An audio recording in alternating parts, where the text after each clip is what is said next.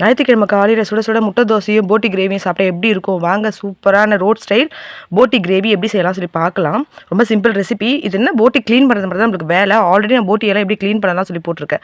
போட்டினாக்கா ஆட்டோட குடல் தாங்க. அது ரொம்ப நல்லது. அல்சருக்குலாம் கூட சூப்பராக சரி பண்ணிடும்னு சொல்லுவாங்க. நான் க்ளீன் பண்ணுறதுக்கு கிட்டத்தட்ட ஒரு 1 ஹவருக்கு மேலே ஆயிடுச்சு. ஆனால் சமைக்கிறது பார்த்தீங்கன்னா ரொம்ப ஈஸியாக முடிச்சிடலாம். நான் க்ளீன் பண்ணி எடுத்து வச்சிருக்கேன். இந்த பக்கம் பார்த்தீங்கன்னாக்கா ஒரு நல்லா அடி திக்கான இண்டோலியம் கடாயோ இல்லை இரும்பு கடாயோ வச்சுருங்க. நல்லா ஒரு 3 குழிக்கு அளவுக்கு எண்ணெய் விட்டுட்டுங்க. எண்ணெய் நல்லா காஞ்ச பிறகு கடுகு சீரகம் போட்டு நல்லா பொரிய விடுங்க. நல்லா பொரிஞ்சு வரட்டும். பொரிஞ்ச பிறகு வெங்காயம் பார்த்தீங்கன்னா ரொம்ப பொடியாக கட் பண்ணாமல் கொஞ்சம் பெருசாக கொஞ்சம் பல்லில் கடிப்படுற அளவுக்கு கட் பண்ணிக்கோங்க. நல்லா ஒரு கைப்பிடி அளவுக்கு கருவேப்பிலை எடுத்து அந்த வெங்காயம், கருவேப்பிலை, மஞ்சள் தூள், உப்பு கொஞ்சம் போட்டுட்டு நல்லா அந்த வெங்காயத்தை வதக்கிக்கோங்க. வெங்காயம் வந்து உங்களுக்கு கோல்டன் ப்ரௌன் ஆகணும்லாம் அர்த்தமே கிடையாது.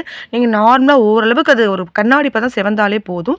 செவந்த பிறகு இஞ்சி பூண்டு பேஸ்ட் பார்த்தீங்கன்னா ஒரு 1½ ஸ்பூன் அளவுக்கு போட்டுட்டு அதையும் வதக்கிக்கோங்க. இந்த பக்கம் போட்டியெல்லாம் நான் சூப்பராக க்ளீன் பண்ணி ஒரு விசில் விட்டுட்டு நல்லா கட் பண்ணி எடுத்து வச்சுருக்கேன். அந்த போட்டி ஒரு பக்கம் இருக்கட்டும். இந்த பக்கம் நம்மளுக்கு இஞ்சி பூண்டு பேஸ்ட் நல்லா வதங்கி வருங்க. வதங்கி வர சொல்ல அடியில் ஒரு மாதிரி ஒட்டும். அதுதான் நம்மளுக்கு வதங்கி வந்ததுக்கு அர்த்தம். வந்த பிறகு நல்லா 2 தக்காளி பெரிய தக்காளியாக எடுத்து பொடியாக கட் பண்ணி போட்டு அதையும் வதக்கிக்கோங்க. தக்காளி போட்டு நல்லா மூடி விட்டுட்டிங்கன்னா சூப்பராக வதங்கி வந்துடும். வதங்கி வந்த பிறகு வீட்லேயே நம்ம அரைப்போம் இல்லைங்களா குழம்பு மிளகாய் தூள், அது பார்த்தீங்கன்னா ஒரு 2 ஸ்பூன் அளவுக்கும் நார்மலாக தனி மிளகாய் தூளோ இல்லை காஷ்மீரி மிளகாய் தூளோ, எனக்கு தெரிஞ்சு காஷ்மீரி மிளகாய் தூள் போட்டுக்கோங்க. தனி மிளகாய் தூள் காரமாக இருக்கும். நான் காஷ்மீரி மிளகாய் தூள் ஒரு ஸ்பூன் அளவுக்கு போட்டுட்டு நல்லா மிக்ஸ் பண்ணிவிட்டு அந்த தொக்கு மிக்ஸ் பண்ணிவிட்டு அது கூடவே பார்த்தீங்கன்னா நம்ம க்ளீன் பண்ணி வச்சுருக்க போட்டியும் போட்டுட்டு நல்லா ஒரு 3/4 சொம்பு அளவுக்கு தண்ணி விட்டுட்டு நல்லா மூடி விட்டுருங்க. கலந்து நல்லா கொதிச்சு சுருண்டு வரும். அந்த ஸ்டேஜில் நீங்கள் கருவேப்பிலை, கொத்தமல்லி, ஒரு 2 பச்சை மிளகாய் கீனி போட்டு இறக்குனீங்கன்னா சூப்பராக இருக்கும். உங்களுக்கு மிளகு ஃப்ளேவர் பிடிக்கும்னாக்கா மிளகு போட்டுக்கோங்க. நான் மிளகு கண்டிப்பாக ஆட் பண்ணேன். மிளகு போட சொல்ல நல்லாயிருக்கும். இது பார்த்தீங்கன்னா சுட சுட இட்லி, தோசை, இடியாப்பம் எல்லாத்துக்குமே செம்மையாக இருக்கும். இது பார்த்தீங்கன்னா டி நகரில் ரோட் கடையில் ஒரு வண்டியில் வச்சுருப்பாங்க ஒரு பாய் அங்கிள். அவங்க சூப்பராக இது மாதிரிலாம் செஞ்சு விற்பாங்க. இது எல்லாருக்கும் செய்ய தெரியும். செய்யாதவங்க பார்த்து கற்றுக்கோங்க.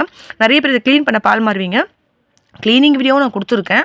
செம்ம ஈஸியான க்ளீனிங் வீடியோ கொடுத்துருக்கேன்.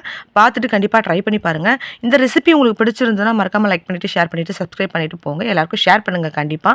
என்னோட வீடியோஸை மிஸ் பண்ணாமல் பாருங்கள். இந்த கிரேவி நல்லா தொக்கான பிறகு நான் இறக்கிட்டு இந்த பக்கம் தோசை தான் வச்சுட்டேன். இட்லி ஊற்றி சாப்பிட்லான்னு சொன்னதுக்கு இட்லி வேணாம் அப்படின்ட்டாங்க. சரி தோசை கேட்டிருந்தாங்க. சில தோசையை ஊற்றி அது மேலே முட்டையும் உடச்சி ஊற்றிட்டு அந்த ரோட்டு கடைனாலே முட்டை தோசை தானேங்க ரொம்ப ஃபேமஸ்ஸு. நல்லா முட்டை தோசை ஊற்றிட்டு உங்களுக்கு மிளகு தூள் பிடிக்குன்னா முட்டை தோசையில் கூட நீங்கள் மிளகு தூவிக்கலாம். நான் மிளகு தூவாமல் கேட்டாங்க. அதனால் லைட்டாக சால்ட் மட்டும் தூவிட்டு முட்டை தோசை சுட்டுட்டு நம்ம ரெடி பண்ணி வச்சிருக்க போட்டி கிரேவியை சுட சுட விட்டு கொடுத்தேன். அழகாக அப்பாவும் பிள்ளையும் சாப்பிட்டுட்டு எடுத்துட்டாங்க. நாங்கள் 2 பேரும் சாப்பிடல. ஆக்சுவலாக நான் எப்பயுமே சாப்பிட மாட்டேன். பாப்பா வந்து வேணாண்டிட்டாங்க. அதனால் சாப்பிடல இப்போதைக்கு. அவங்க 2 பேரும் சாப்பிட்டுட்டாங்க. ரொம்ப சிம்பிளாக ரொம்ப கொஞ்சமாக தான் செஞ்சேன். நிறையலாம் இல்லை. கண்டிப்பாக நீங்களும் இதே போல் ட்ரை பண்ணி பார்த்துட்டு உங்களுக்கு எப்படி வந்து சொல்லி எனக்கு கமெண்ட் பண்ணுங்கள். உங்கள் கமெண்ட்காக நான் கண்டிப்பாக வெயிட் பண்ணுவேன். சப்போர்ட் பண்ணுற எல்லாருக்கும் ரொம்ப நன்றி. உங்களோட சப்போர்ட் எனக்கு தொடர்ந்து கொடுத்துட்டே இருங்க. Thank you so much.